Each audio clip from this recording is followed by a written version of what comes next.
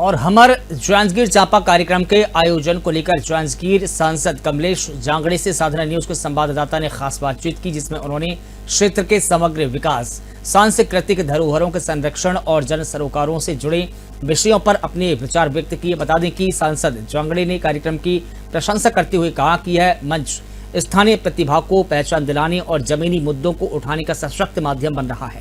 इसके साथ ही उन्होंने कहा कि इस प्रकार की पहल से आम जनता की आवाज को शासन प्रशासन तक पहुंचाने में अहम भूमिका मिलती है।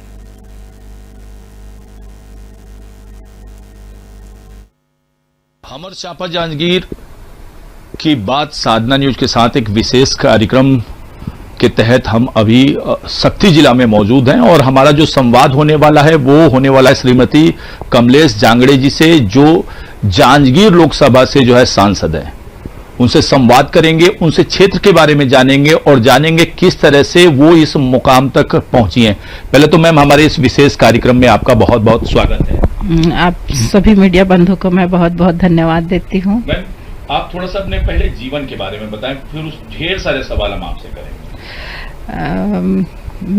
मेरा तो बचपन शक्ति में ही बीता है और पूरी मैं तीसरी क्लास से पूरी पढ़ाई कॉलेज तक का अपना काम पूरा एमए सब सारा शक्ति में ही की हूँ। और मेरे बाबूजी आबकारी विभाग में थे और मेरी पूरी पढ़ाई यही हुई है। और शादी होकर भी छोटा सा गांव अपना मसनिया कला यहाँ भी आई। मेरे ससुर जी भी टीचर हैं और बाबूजी सामाजिक स्तर में भी काम करते थे, आबकारी विभाग में थे और उनकी सर्विस कोरबा, रायगढ़, खरसिया और शक्ति, सारंगगढ़ इतने दूर में सर्विस किए और उसके बाद फिर यहीं से रिटायर होके गए और समाज के क्षेत्र में बहुत काम किए। मेरे ससुर जी भी टीचर थे, वो 2006 में रिटायर हुए। मेरे बाबूजी 2005 में रिटायर हुए शक्ति से ही। और सामाजिक स्तर पे दोनों का बहुत उसी का लाभ मुझे मिला है।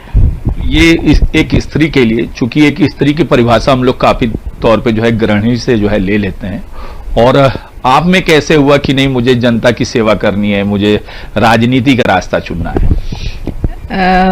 राजनीति में तो मेरा आने का तो था नहीं। मेरा सर्विस 2006-07 में स्वास्थ्य विभाग में लग गई थी, लेकिन मेरे पति थे बसंत कुमार जांगड़े जी, बोले कि सर्विस नहीं कराऊंगा। उनका भी सर्विस लग गया था, कॉलेज में प्रोफेसर का लग गया था, वो भी नहीं करूंगा बोले। वर्ग 1 में भी हो गया था, उसको भी नहीं करूंगा बोले। मेरा भी लग गया था, बोले कि सर्विस नहीं कराऊंगा, क्योंकि हमारे यहाँ जांगड़े जी लोग 4 भाई हैं और बड़े वाले भैया रायपुर है, उसके बाद वाले भोपाल, तीसरे में मैं, छोटा वाला मेरा देवर राजेश जांगड़े है, वो अभी वहाँ उड़ीसा में है। तो घर में भी माँ बाबू जी है, तो किसी को तो रहना है इस तरह से। फिर उसके बाद नहीं सोची थी, अब सर्विस भी लग गया था, सर्विस भी नहीं कराएंगे बोले, घर में ही रहना है। फिर उसके बाद किस्मत 2005 में मेरे गांव के लोग सभी लोग बोले कि नहीं पढ़ी लिखी है, शिक्षित परिवार है, तो जनरल सीट था तो क्यों ना सरपंच का चुनाव आप लोग लड़ो करके। तो 2005 से 15 तक जनरल सीट में मैं चुनाव जीती और एक तरफा चुनाव जीती, दोनों चुनाव को। 2005 से 15 तक सरपंच थी। उसके बाद में फिर संगठन में काम की, बूथ में काम की, मंडल की मंत्री रही, मंडल में उपाध्यक्ष रही।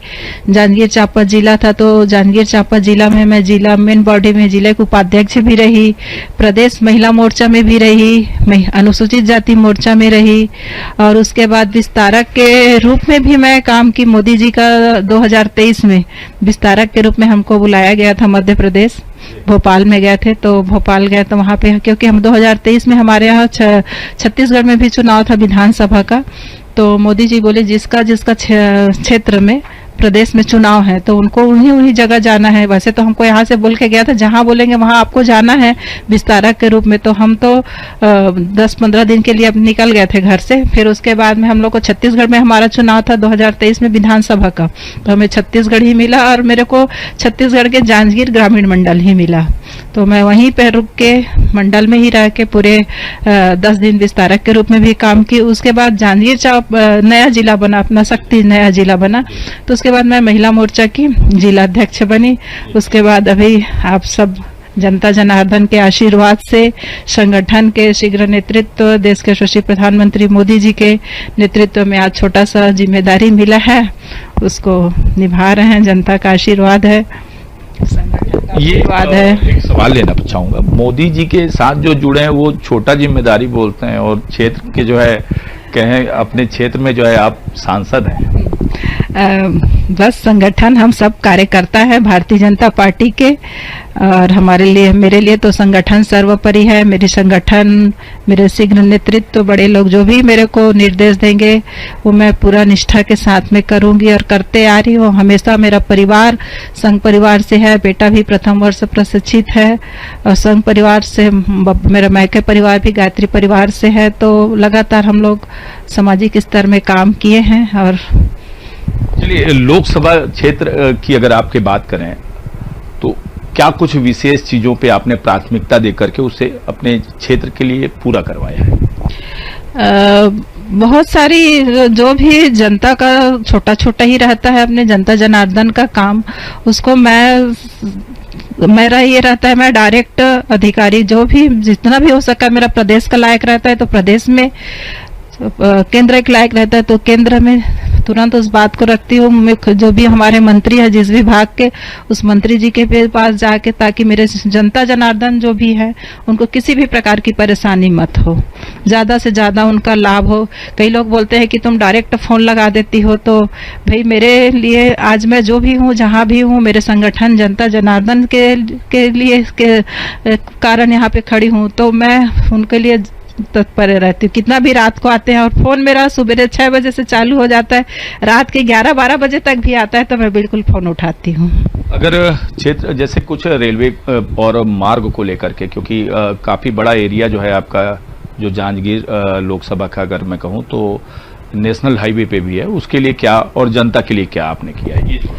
अभी मैं नितिन गडकरी जी से मिली थी, तो वो उसको 4 लेन का भी पास हो चुका है हमारा, अकलतरा से पूरा झाड़ छोकड़ा रायगढ़ तक, वो सारी चीज़ हो गई है। रेलवे का भी था, तो रेलवे का भी अभी हमारा 1 हफ्ता पहले ही बैठक हुई है, तो रेलवे के संबंध में ओवरब्रिज का था, आपका सोठी का, टेमर का, और थोड़ा सा अंधेला भी हो रहा था। हमारा अब नया जिला है तो थोड़ा सा तो समय लग रहा है, और लगातार आप भी लोग भी देख रहे हैं कि रेलवे में लगातार काम चल रही है। अश्विनी वैष्णव जी लगातार मेहनत कर रहे हैं।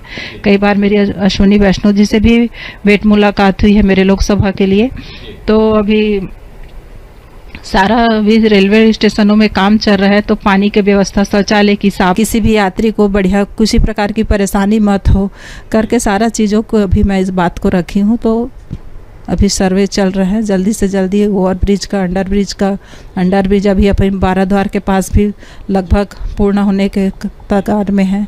तो ऐसा सारे चीज़ें को मैं चाहती हूँ कि मेरे क्षेत्र में अच्छे से अच्छा विकास हो करके। तो कमलेश जांगड़े जी हमारे साथ में थी, और कमलेश जांगड़े जी से हमने संवाद किया। और क्या है, जब भी किसी स्त्री की बात होती है ना, तो उनसे जुड़े कुछ अहम सवाल हो जाते हैं। तो चूँकि मैडम काफ़ी बढ़ चढ़ के क्षेत्र में काम कर रही हैं, संवाद कर रही हैं, तो इनके जीवन साथी के बारे में भी पूछना बहुत अहम हो जाता है। तो मेरा एक अंतिम सवाल आपसे रहेगा, आपके जो है जीवन साथी जो हैं उनके बारे में, किस तरह से वो आपका सपोर्ट करते हैं? देखिए, हर कामयाब आदमी के पीछे एक औरत की हाथ रहता है बोलते हैं, तो मेरे कामयाबी के पीछे मेरे यहाँ बसंत कुमार जांगड़े जी का है। वो बहुत सहयोग किए, उन्हीं की बदौलत मैं यहाँ पे हूँ। हर चीज़ में वो मेरे को बहुत सहयोग करते हैं, बहुत सपोर्ट करते हैं। नौकरी नहीं करने दिए थे आपको? उनको शुरू से ना खुद करना है ना मेरे को भी करने नहीं दिए। मेरी रायगढ़ में हो गई थी, तो मैंने उस नौकरी को छोड़ा, और राजनीति में 2005 में उन्हीं की इच्छा था। मैं तो बोलती थी कि मुझे नहीं करना है। सो मेरे बाबूजी की इच्छा थी कि मेरी बेटी लोग, हम लोग 6 बहन 1 भाई हैं, तो सबसे बड़ी मैं ही हूँ। तो मेरे बाबूजी की इच्छा थी कि मेरी बेटी लोग सब सर्विस करे, ऐसे था इच्छा। तो मेरी एक बहन तो है, अभी टीचर है वो, और बाकी लोग गृहिणी हैं, और मैं भी गृहिणी थी।